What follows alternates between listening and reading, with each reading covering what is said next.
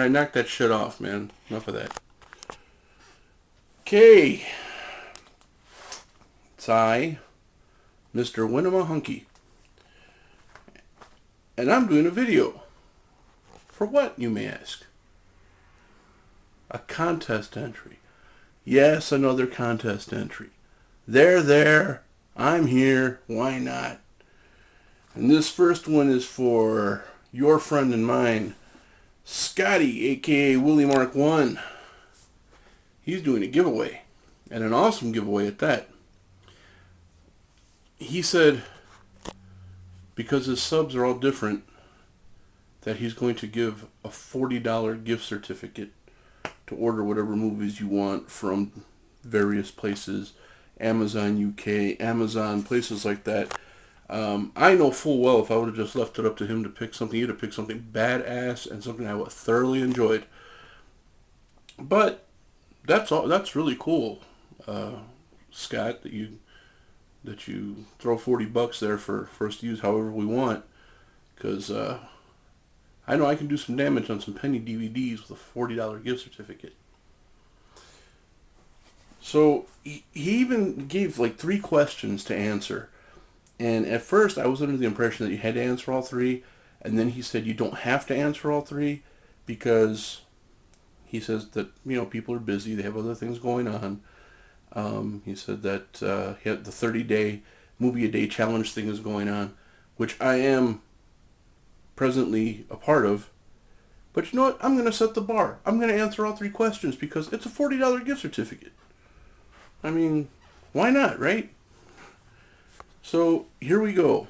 The first thing he asked was, in a fire, what 3 things would I save? I'm assuming you mean other than the children and the wife, right? Because that's 3 right there, and the rest of my shit would just burn. I'm trusting that they can get out on their own.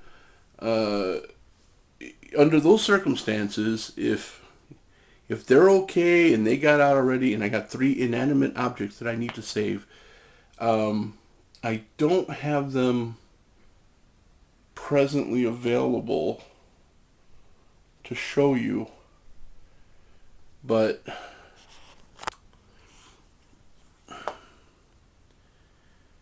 I would have to say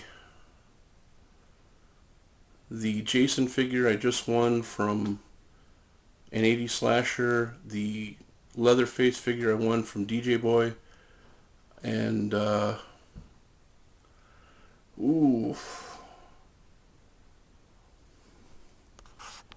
wow, this is tough. A third one. I know my wedding picture is a digital copy. I have it saved somewhere, so I don't have to save any wedding pictures. It would have to come down to one of the Arrow releases, and I'd probably have to go with Dawn of the Dead. Yeah. Dawn of the Dead Arrow release. I grab those 3 things and book it. I'm looking around at all the stuff that's boxed up, and I'm almost wanting to cry a little bit thinking of them all burning up. Oh, man. If all my shit burned up, let me tell you, I'd be hard-pressed to start over again. You'd find me being Mr. Cinema Junkie. I'd critique ice cream from now on. I wouldn't even get into movies anymore. Screw it. I just decided that God didn't want me to do it anymore. Okay, number 2. He got himself a troll. He wants a name for him. I didn't want to call anybody out on this one. I don't want to be that guy, so let's give him a real random name. I think a name like Vel Nickman sounds good. Vel. We'll call him Vel. V-E-L. Nickman. For, Vel Nickman. Vel Nickman the Troll. Yeah, good old Vel Nickman. Vel Nickman.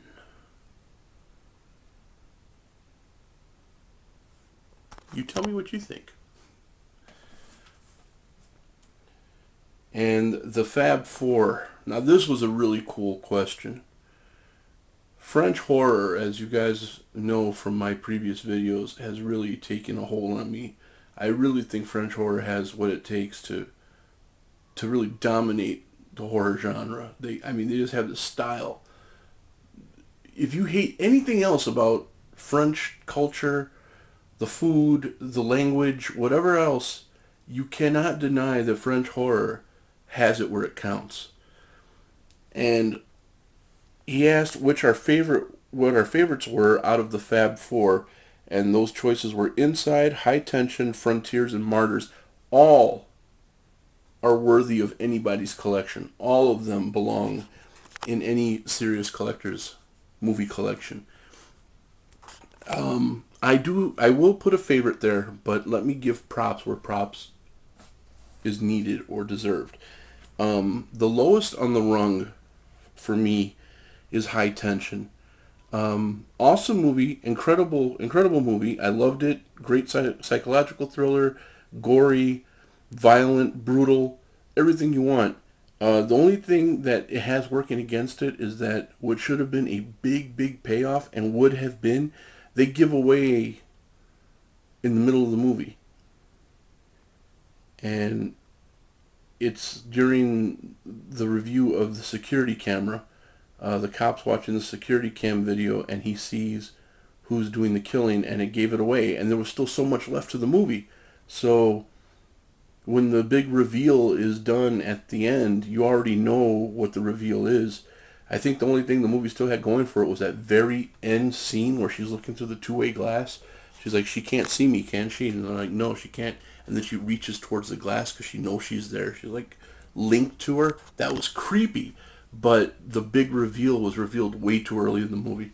So for me, that's why it gets the last place. After that, I would have to say, I'm going to say Martyrs. Martyrs is third on that list, although it was very, again, brutal, unnerving.